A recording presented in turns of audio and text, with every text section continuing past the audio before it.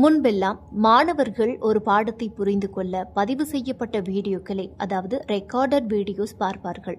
ஆனால் அந்த வீடியோவில் சந்தேகம் வந்தால் அதை ஆசிரியரிடம் கேட்க முடியாது.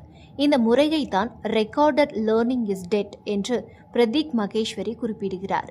இவர் இந்தியாவின் முன்னணி கல்வி தொழில்நுட்ப நிறுவனமான பிசிக்ஸ் வாலாவின் இணை நிறுவனர், அதாவது கோ-ஃபவுண்டர் ஆவார். இனி ஏஐ டியூட்டர் வரப்போகிறது. அதாவது ஒரு ஆசிரியர் உங்களுடன் அமர்ந்து உரையாடுவது போல ஏஐ உங்களிடம் பேசி உங்கள் சந்தேகங்களை தீர்க்கும். இது நேரடி வகுப்புகளின் லைவ் கிளாஸஸ் கட்டமைப்புடன் இணைக்கப்படும். இதனால் மாணவர்கள் பாடம் கற்பது, விளையாடுவது, போட்டி போடுவது என அனைத்தும் ஒரே இடத்தில் நடக்கும். கல்வி கற்பிக்கும் முறை காலம் காலமாக மாறிக்கொண்டே வந்துள்ளது. குருகுல வாசம், ஆசிரியர் மற்றும் மாணவர் இடையே நேரடி உரையாடல் மட்டுமே இருந்தது. இதில் ஒவ்வொரு மாணவனுக்கும் தனி கவனம் கொடுக்கப்பட்டது. அச்சு இயந்திரத்தின் வருகைக்கு பிறகு பாடப்புத்தகங்கள் வந்தன. ஆசிரியர் வகுப்பறைக்கு வந்து பாடம் நடத்தும் முறை உருவானது. இன்டர்நெட் வந்த பிறகு பதிவு செய்யப்பட்ட வீடியோக்கள் பிரபலமடைந்தன. இது உலகம் முழுவதும் பாடங்களை கொண்டு சென்றாலும் ஆசிரியர் மாணவர் இடையிலான அந்த தனிப்பட்ட உரையாடல் காணாமல் போனது.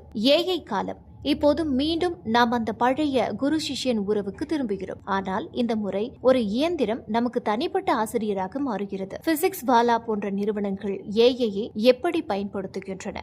Doubt solving. 90% சந்தேகங்களை ஏஐ மூலம் நொடியில் தீர்க்கிறார்கள். எவாலுவேஷன். 2 பில்லியன் விடைத்தாள்கள் ஏஐ மூலம் திருத்தப்பட்டுள்ளன. மனிதர்கள் திருத்தினால் மாதங்கள் ஆகும் வேலையை ஏஐ நிமிடங்களில் செய்கிறது. பர்சனலைசேஷன். ஒவ்வொரு மாணவரின் வேகத்திற்கு ஏற்ப ஏஐ பாடங்களை மாற்றியமைக்கும். ஒரு மாணவருக்கு புரியவில்லை என்றால் அதே பாடத்தை ஏஐ வேறொரு விதத்தில் விளக்கும். கல்வியாளர்கள் எதிர்கொள்ளும் சவால்.